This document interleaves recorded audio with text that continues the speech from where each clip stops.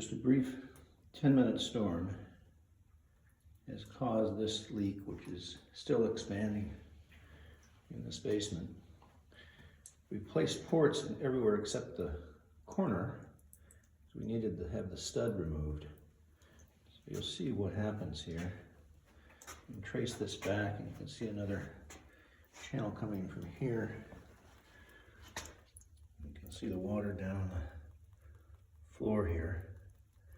As we go up, you'll see we have epoxy, except right directly in the corner, which is what our next step was, and that the water is dripping out of the port that we have installed on both sides, and then from the crack itself, we haven't yet placed epoxy.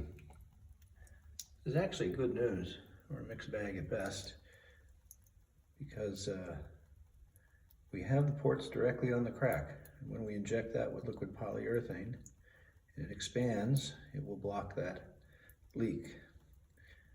But unfortunately, the fact that it's wet in the areas we haven't yet worked at may prevent us from getting epoxy on there until we can dry that out.